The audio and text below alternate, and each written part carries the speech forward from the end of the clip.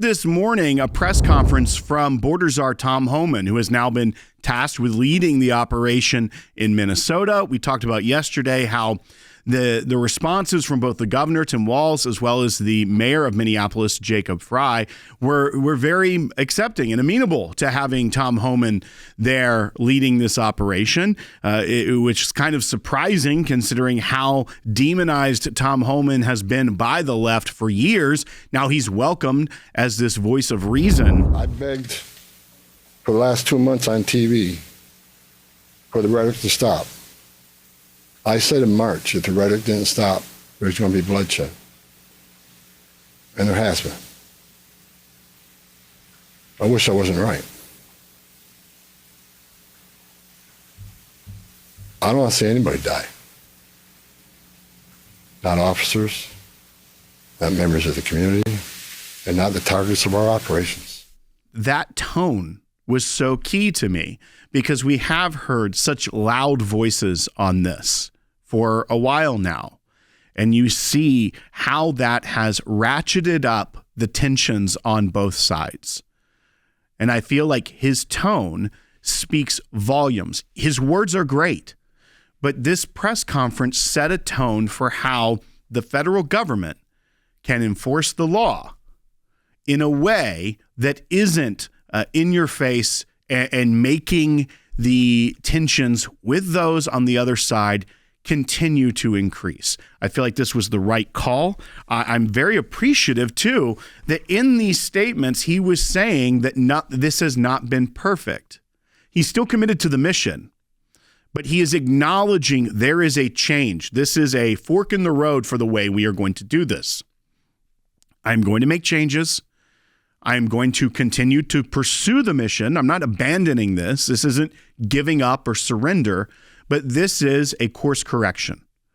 And I feel like that should be welcomed, not just by people that are obviously not the people in the street. I don't think that those that are organized to a incredible level with their signal chats and dispatching people, I don't think they're ever going to be satisfied.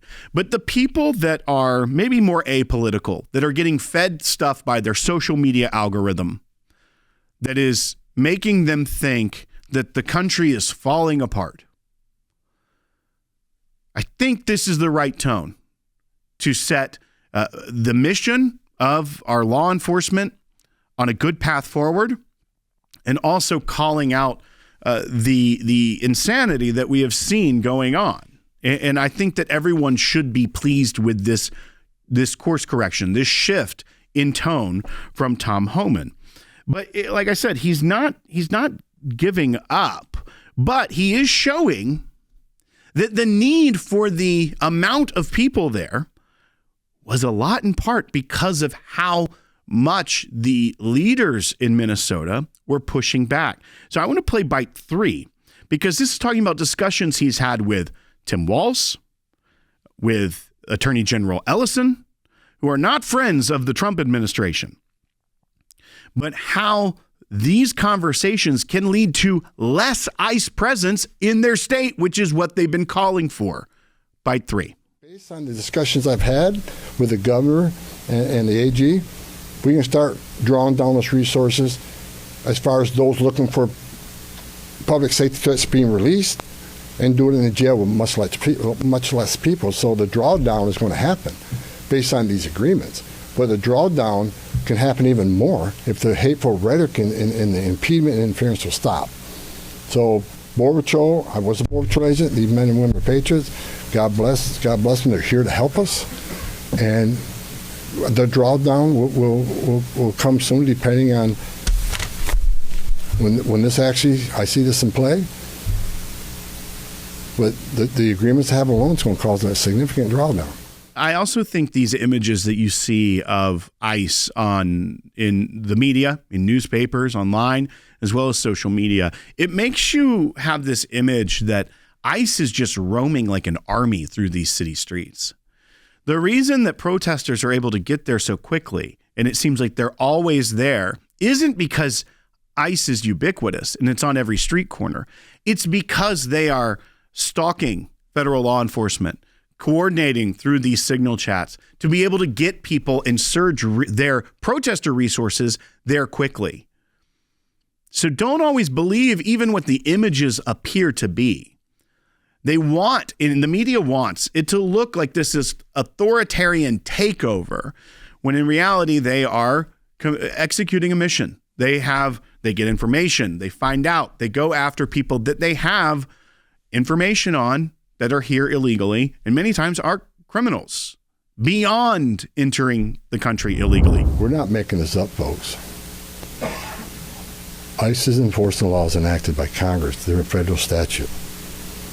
That said, I'm not here because the federal government has carried this mission out perfectly. First thing I said to senior staff when I walked in here is what I told you earlier. I didn't come here looking for photo ops or headlines. I come here looking for solutions. I do not want to hear that everything's been done here has been perfect. Nothing's ever perfect. Anything be improved on. And what we've been working on is making this operation safer, more efficient, by the book.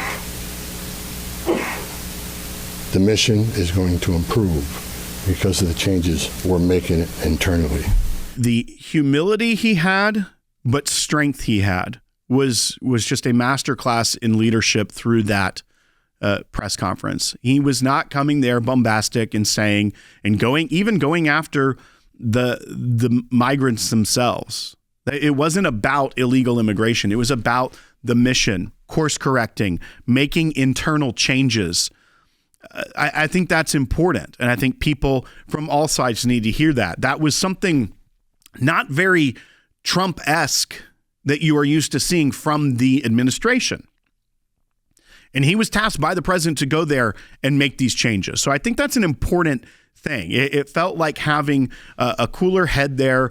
We've seen how wild even the officials in Minnesota have been. It's like having the adult in the room now to say, hey, let's work together. Let's do this so no one gets hurt.